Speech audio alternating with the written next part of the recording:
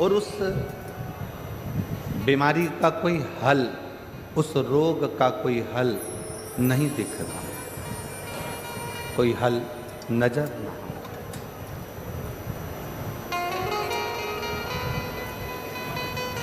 कोई हल दिख ना रहा।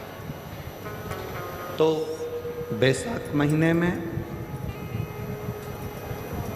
शिव सप्त तीर्थ का एक अनुष्ठान अपने जीवन में जरूर करें। मट्टी के पात्र में जल भरना और मट्टी के पात्र में जल भरकर प्रतिदिन रोज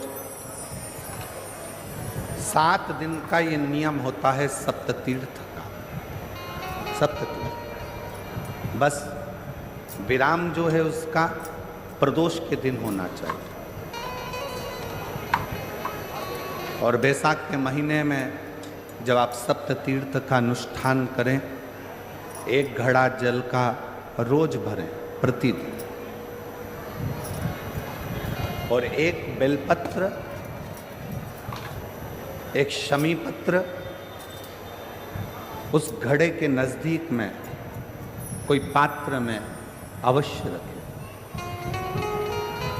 पात्र को, जो जल का घड़ा है, जल का पात्र है, उसको मट्टी के ही दीप से या कोई श्वेत वस्त्र जिसको मला गया हो, धोया गया हो, साफ हो, उस वस्त्र से ढक।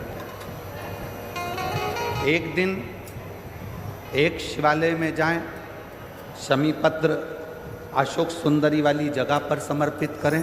अशोक सुंदरी की जगह जानते हो ना आप लोग? अशोक सुंदरी की जगह पर शमी पत्र समर्पित करें।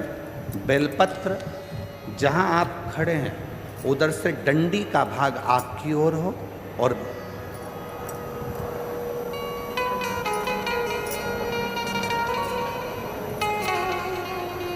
जहां आप खड़े हैं वहां डंडी का भाग शिव जी को समर्पित कर दो। संतान के लिए कर रहे हो तो वहीं से जल को एक कटोरी में, एक पात्र में झेल लीजिए। उस जल का आधा भाग नंदी के पास बैठकर आप ग्रहण कर लो, आधा भाग अपने पति को देना प्रारंभ कर दो। कोई रोग के लिए कर रहे हो, किसी बीमारी के लिए कर रहे हो, तो वो जल आप अपने घर की देहली में प्रवेश करने के पहले अपने मुख में उसको ग्रहण कर लें। एक दिन में एक शिवालय, दूसरे दिन दूसरा शिवालय, तीसरे दिन तीसरा शिवालय।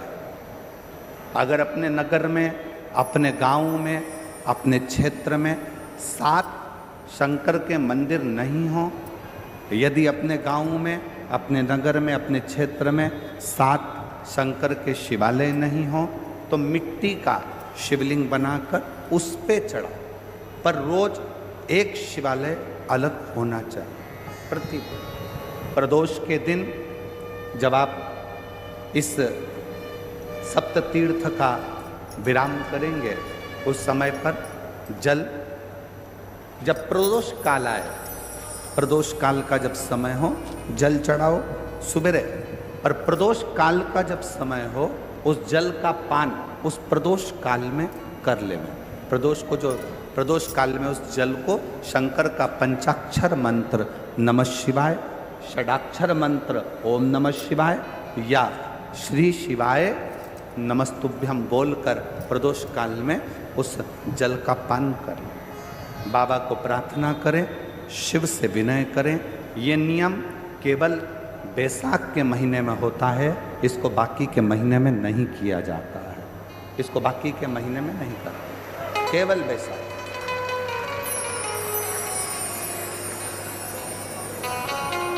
शिव सप्त तीर्थ का जो नियम है वो अपने जीवन में धारण करें। और हम तो कहेंगे, शिव महापुराण की कथा श्रवण करने वाले प्रत्येक बेटा बेटी से,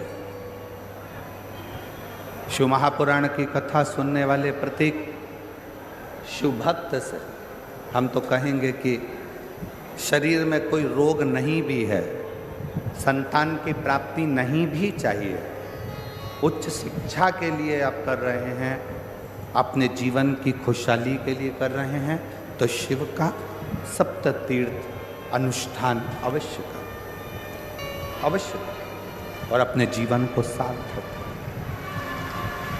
धन्य शिव कथा कर रही है, भगवान शंकर का चरित्र कराए, भगवान शंकर का संवाद कराए। लक्ष्मी जी की मां ख्याति देवी, मां ख्याति देवी जब पार्थिव लिंग का निर्माण कर कर पूजन करती हैं, तब भगवान शिव माता लक्ष्मी की मां ख्याति देवी के सामने प्रकट हो जाते हैं, सम्मुख में प्रकट, सामने प्रकट।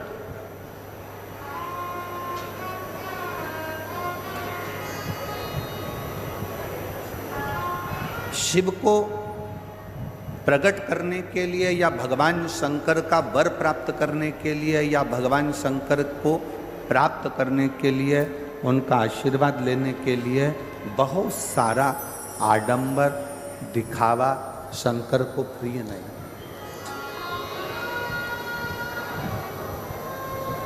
शंकर की प्रियता आपके मन की निर्मलता, आपके मन का शुद्ध भाव। और मैंने तेरे ही भरोसे बाबा, तेरे ही भरोसे हवा बिच उड़ती,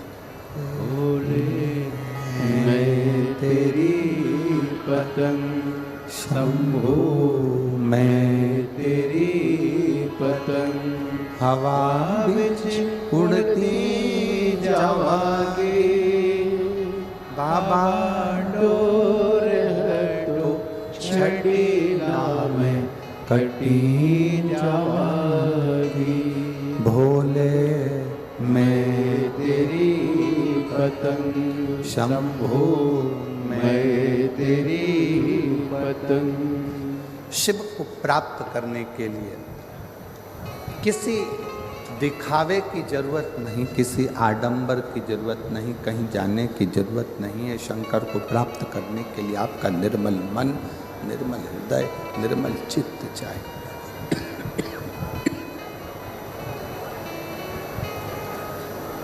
शुद्ध भाव, शुद्ध मन।